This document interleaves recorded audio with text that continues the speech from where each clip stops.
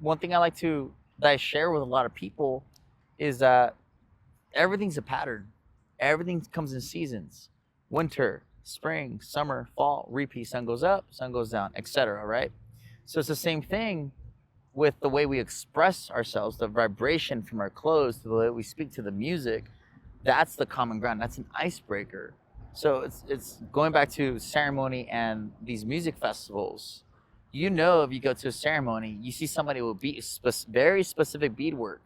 You look at it and it's like, oh, that's from the Huichol.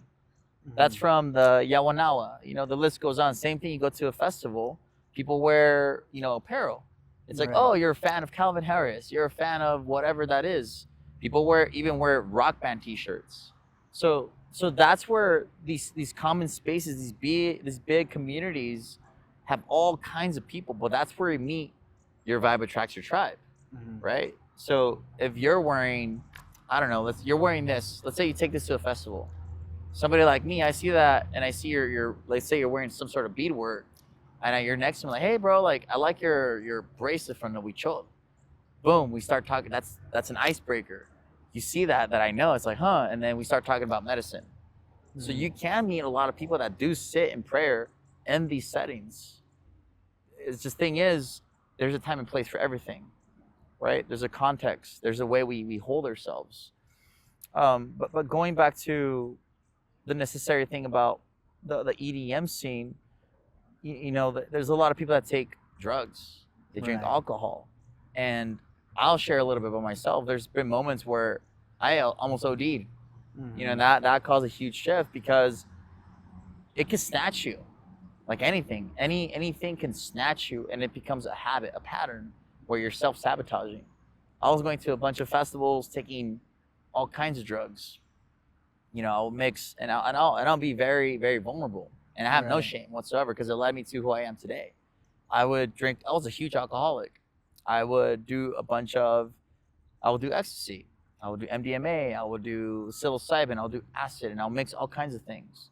And there'll be moments where I never bought a pack of cigarettes, by the way, but whenever I'll have those moments of break glass in case of emergency, where I'm just not in a good space, I would ask for a cigarette and I'll smoke the whole thing. So that's when I started noticing these patterns of self sabotaging, and that switch happened with that surgery I mentioned earlier.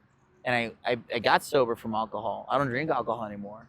I never smoked cigarettes like that. I kicked those hard drugs out of my life. Acid, I don't even do that anymore. Now, psilocybin, that's a whole other thing. Cannabis, that's a whole other thing. Mhm. I built healthy relationships with those things, and I have no shame saying that I work with those medicines when I need to, Right.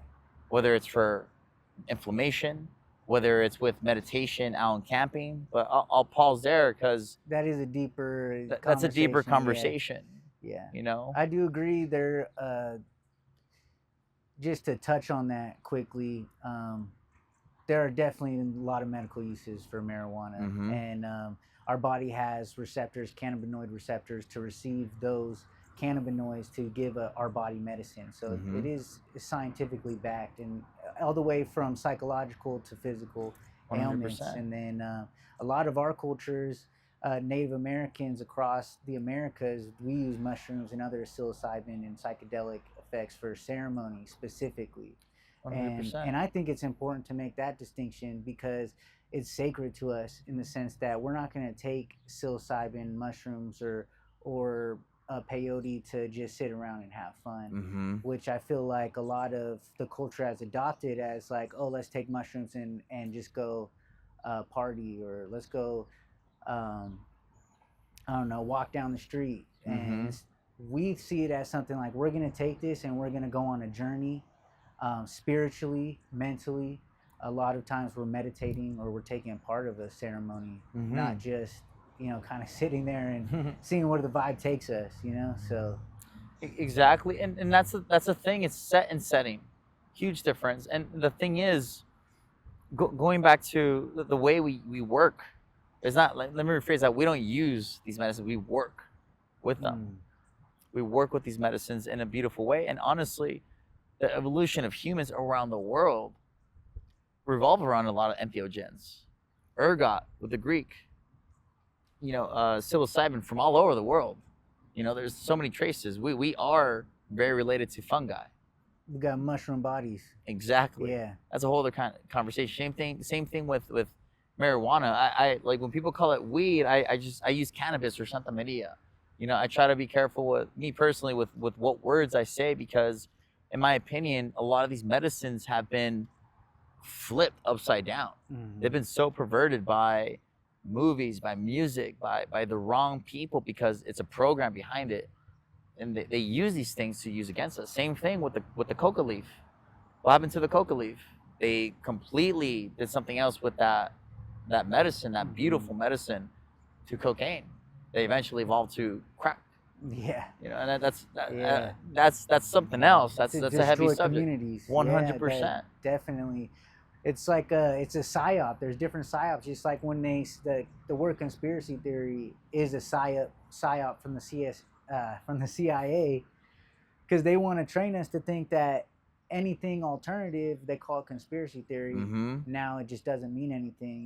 You're a crackpot or whatever. Exactly. But, they take these medicines and then they genetically modify them. They take a scientific process and they change it from something that came from the earth to now something that's man-made that can destroy our brains and our bodies. Exactly. So that's the thing about me. Like, I don't watch TV. I stopped watching Netflix. I stopped watching all these things. I'm very careful what I consume informationally, through my eyes, through my ears, and what I emit. Because it's all energy, it's all vibration, it's all frequency, and it does program you to an extent. Either it's a placebo effect and things like that. And going back to the medicines, they allow you to see the world in a different way, right? I can't explain what cannabis is like to somebody that's never tried it. Same thing with peyote, with ayahuasca, and the list goes on.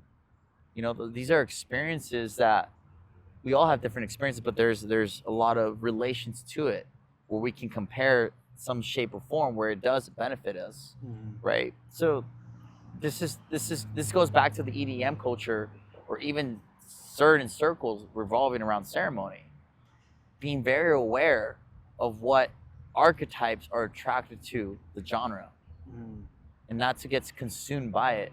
Yes, enjoy it, it's part of the human experience, but be conscious enough to not get consumed by it. That goes back to ceremony. There's a lot of people that I need to sit with XYZ to feel a certain type of way all the time. The real work happens after you get out of that headspace, because the world is not on the same vibration if they don't have that experience, and that's okay.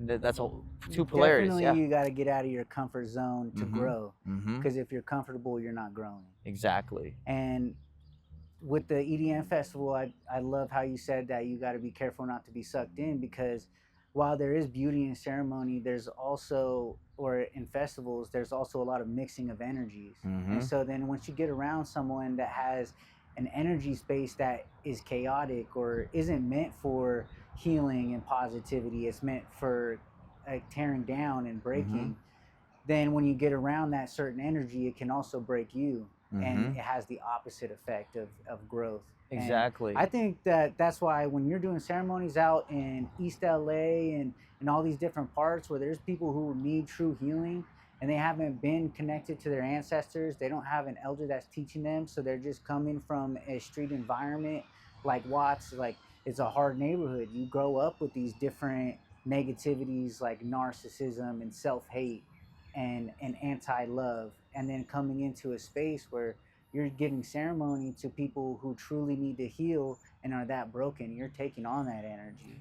It's a lot, and honestly, I think where I grew up, I'm so thankful for that. I'm also thankful for all the work that I've done, not just in festival, but also, working with, with kids, working with teenagers, working with adults, working with thousands of people at a time at the forum for X amount of years. It allowed me to read the energy. It allowed me to see what kind of people arrive depending on the music, right? So, however, the beautiful thing about ceremony and learning these ways of life and how to be that light within it, we got to go through the dark night of the soul to receive that medicine, to find the light, to have the compassion for people and meet them where they're at. That's powerful. Yeah, Yeah. it is. It's beautiful, and I have a lot of respect for anybody that has gone through their things, and they still have a heart, a very open heart, a very strong mind, a very grounded body. You know, there's a balance, and this is the beauty about even me still going back to these festivals. Like, I only go back to these festivals because I either get paid or I'm called to be of service. That's it. You know, however, when I go to these places, I'm an orb of light. What do I mean by that? I bring sage, I bring copal, I bring essential oils, I bring a certain presence, me knowing that people are on all kinds of substances. And when I burn these medicines, it clears the space, and I have a lot of amazing people come up to me and saying, thank you. Thank you so much for bringing the sage. Thank you so much for holding it down. Thank you so much for being that presence. I appreciate you. And what that does is that allows them to receive that experience, to motivate them to recreate that experience in their own terms.